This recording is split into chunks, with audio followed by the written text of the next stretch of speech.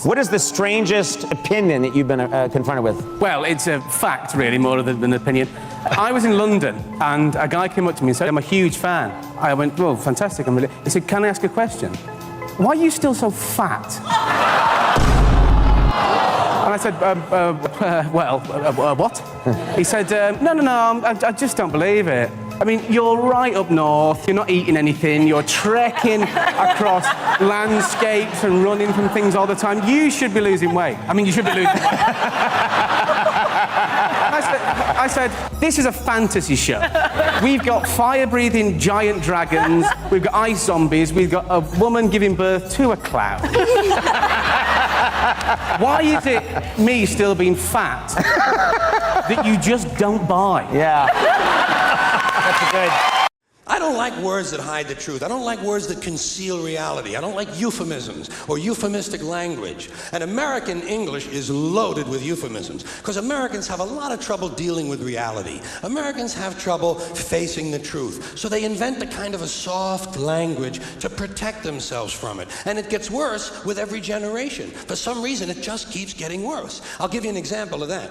There's a condition in combat, most people know about it. It's when a fighting person's nervous system has been stressed to its absolute peak and maximum, can't take any more input. The nervous system has either snapped or is about to snap. In the First World War, that condition was called shell shock. Simple, honest, direct language, 2 syllables, shell shock. Almost sounds like the guns themselves. That was 70 years ago. Then a whole generation went by, and the Second World War came along, and the very same combat condition was called battle fatigue. 4 syllables now. Takes a little longer to say, doesn't seem to hurt as much. Fatigue is a nicer word than shock. Shell shock. Battle fatigue.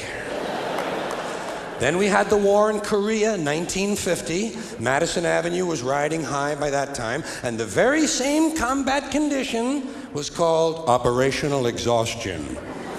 Hey, we're up to 8 syllables now.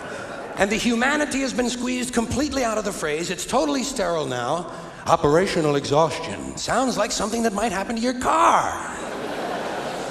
Then, of course, came the war in Vietnam, which has only been over for about 16 or 17 years. And thanks to the lies and deceit surrounding that war, I guess it's no surprise that the very same condition was called post-traumatic stress disorder. Still 8 syllables, but we've added a hyphen. And the pain is completely buried under jargon. I'll bet you if we'd have still been calling it shell shock, some of those Vietnam veterans might have gotten the attention they needed at the time. I'll bet you that. The same thing that Kanye said of why he walked away from God. Remember he was talking about God was answering his prayers, how he was addicted to porn, and he couldn't get free, and then he found freedom in the gospel, all that stuff. And then he asked God to give him back Kim and the kids. God didn't do that. And God didn't do that, and he was like, I got a problem with God now. I said, man, this is what kills faith, is when God doesn't have the right to tell you no. Oh. God doesn't have the right to say, no, there's a better way to do this. If God doesn't have the right to parent you, then you can't call him father. Oh.